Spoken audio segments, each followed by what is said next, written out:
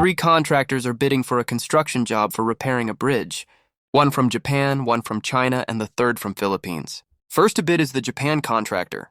He measures up and says, well, I reckon we'll do the job for $900. That's $400 for materials, $400 for the men, and $100 for me. Next is the China, who measures up and says, I'll do the job for $700. That's $300 for materials, $300 for my men, and $100 for me. The man from Philippines vulgarly says, $2,700. The president, incredulous, says, you didn't even measure the job. How did you arrive at that price? Easy, says the Philippines. $1,000 for you, $1,000 for me, and we hire China. And at the end, the Philippines get the contract. Little Johnny was doing his math homework. He said to himself, 2 plus 5, that son of a bitch is 7. 3 plus 6, that son of a bitch is 9. His mother heard what he was saying and gasped, what are you doing? The little boy answered, I'm doing my math homework. And this is how your teacher taught you to do it? The mother asked. Yes, he answered. Infuriated, the called little Johnny's teacher the next day. What are you teaching my son in class? The teacher replied, right now. We are learning addition, the mother asked.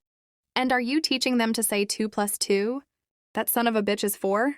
After the teacher stopped laughing, she answered, what I taught them was 2 plus 2, the sum of which is 4. I was flying with my young son on a Southwest Airlines flight from Norfolk to Las Vegas, and he was glued to the window the whole time. Out of nowhere, he turned to me and asked, Dad, if big dogs have baby dogs and big cats have baby cats, why don't big planes have baby planes? I froze for a second because I honestly had no idea how to answer that. Trying to sound confident, I told him, why don't you ask the flight attendant? So my son asked her the exact same question. The flight attendant smiled and asked him, did your dad tell you to ask me that? My son nodded proudly and said yes.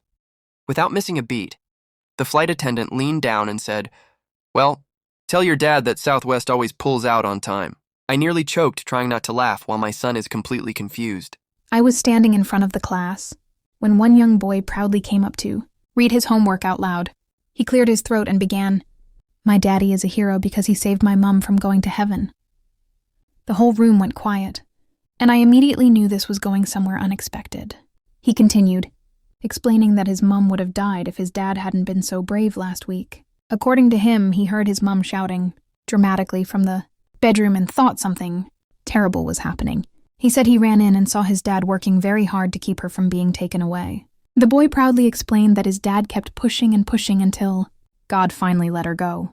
By this point, I was biting my lip, trying not to laugh while the classmates stared in shock. When he finished, the room exploded in laughter, and I realized some homework is better read silently. I had just been hired at this big company when the manager suddenly called me into his office for what he called an orientation.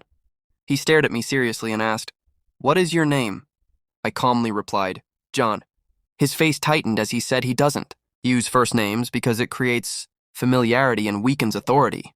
He went on a long speech about how everyone is called by their last name only and how he must always be addressed as Mr. Robertson. After making sure I understood all of his rules, he leaned back and asked, now that we're clear, what is your last name? I let out a small sigh and said, Darling. John Darling. There was a long, awkward pause as he stared at me in silence. Then he cleared his throat and said, okay, John, the next thing I want to tell you is, I've worked for a lot of companies, and most of them try to motivate employees with bonuses. Some places offer gym memberships. Others even provide daycare for working parents. So when I started this new job, I was curious what kind of incentives they had. One day I walked into the break room and noticed a big sign taped to the wall. It looked official, bold letters and everything. At the top it said, New Incentive Plan. I leaned in, expecting something exciting. Then I read the rest of it. Work or get fired. And just like that, I realized motivation here comes with zero sugarcoating. For I was talking to my friend architect and artist one afternoon, and somehow the conversation drifted into whether it's better to spend time with your wife or with a mistress. The architect went first, proudly saying he preferred his wife because he was busy, building a strong foundation for a long, lasting relationship. The artist laughed and said he preferred his mistress because that's where he found passion, mystery, and inspiration.